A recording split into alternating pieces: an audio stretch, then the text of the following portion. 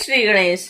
विष्णु तथा गणेश का युद्ध। शिव द्वारा त्रिशूल से गणेश का सिर काटा जाना। ब्रह्मा जी बोले, हे नारद, यह सुनकर भक्तों के ऊपर कृपा करने वाले महेश्वर आपके कहने से उस बालक के साथ युद्ध करने की इच्छा की। भगवान त्रिलोचन विष्णु को बुलाकर उनसे मंत्रणा कर एक बहुत बड़ी सेना से युक्त होकर देवताओं सहित उस गणेश के सम्मुख उपस्थित हुए और उस समय सर्वप्रथम शिव की शुभ दृष्टि से देखे गए महाबलवान देवता महान उत्साह वाले शिव जी के चरण कमलों का ध्यान करके उनके साथ युद्ध में प्रवृत्त हुए। महाबलवान एवं अत्यंत पराक्रमशील भगवान विष्णु उस बालक से युद्ध करने लगे। तब महादेव के द्वारा दिए गए आयुध से युक्त वह शिव स्वरूप वीर बालक गणेश भी श्रेष्ठ देवताओं को लाठी से मारने लगा। शक्ति के द्वारा प्रदत्त महान बल वाला वह सहसा विष्णु पर प्रहार करने लगा।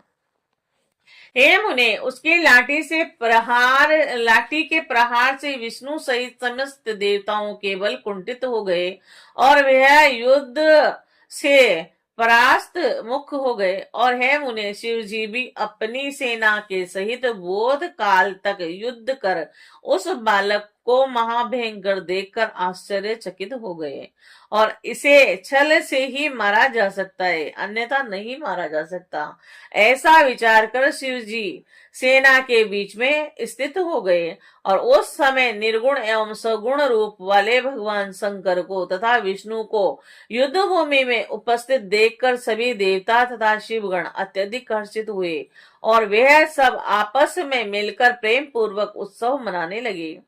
तब महाशक्ति के पुत्र वीर गणेश ने बड़ी बहादुरी के साथ सर्वप्रथम अपनी लाठी से सबको सुख देने वाले विष्णु की पूजा की, अर्थात उन पर प्रहार किया। विष्णु ने शिव जी से कहा, वह बालक बड़ा तामसी है और युद्ध में दुरादर्श है, बिना छल के इसे नहीं मारा जा सकता, अतः हे वे प्रभु, मैं इसे मोहित करता हूँ और आप इसका वध कीजिए। इस प्रकार की बुद्धि करके तथा शिव से मंत्रणा करके और शिव की आज्ञा प्राप्त कर विष्णु जी गणेश को मोह प्रायण करने में संलग्न हो गए। हे मुने, विष्णु को वैसा देख कर वे दोनों शक्तियां गणेश को अपनी अपनी शक्ति समर्पित कर वहीं अंतर्ध्यान हो गई। तब उन दोनों शक्तियों के लीन हो जाने पर महाबलवान गणेश ने जहां विष्णु स्वयं स्थित थे वहीं पर अपना परिघ फेंका। विष्णु ने अपने प्रभु भक्त वत्सल महेश्वर का स्मरण और यत्न करके उस परिघ की गति को विफल कर दिया। तब एक ओर से उनके मुख को देखकर अत्यंत कुपित हुए शिव जी भी अपना त्रिशूल लेकर युद्ध की इच्छा से वहां आ गए। तब वीर तथा महाबली शिवापुत्र ने आत्म में त्रिशूल लेकर मारने की इच्छा से आए हुए महेश्वर शिव को देखा। तब अपनी माता के चरण कमलों का स्मरण करके शिवा की शक्ति से प्रविद्ध होकर उस महावीर गणेश ने शक्ति से उनके हाथ पर प्रहार किया। तब परमात्मा शिव के हाथ से त्रिशूल गिर पड़ा। यह देखकर उत्तम लीला करने वाले शिव ने अपना पिनाक नामक धनुष उठा लिया। गणेश्वर ने अपने परिघ से उस धनुष को भूमि पर गिरा दिया और परिघ के 5 प्रहार से उनके 5 हाथों को घायल कर दिया।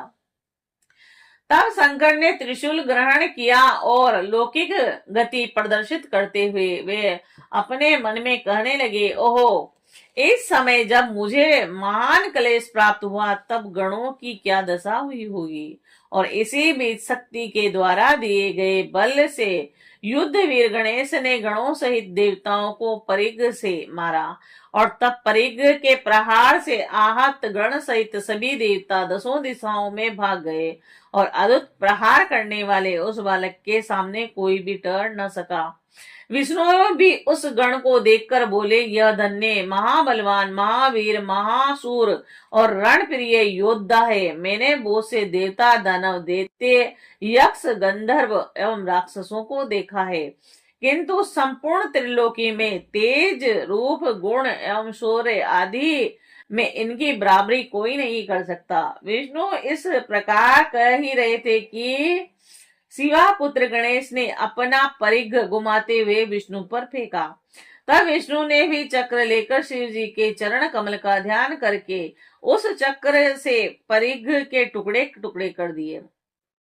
गणेश्वर ने उस परिघ के टुकड़े को लेकर विष्णु पर प्रहार किया। तब गरुड़ पक्षी ने उसे पकड़कर विफल कर दिया और इस प्रकार बहुत समय तक विष्णु एवं गणेश्वर दोनों ही वीर परस्पर युद्ध करते रहे।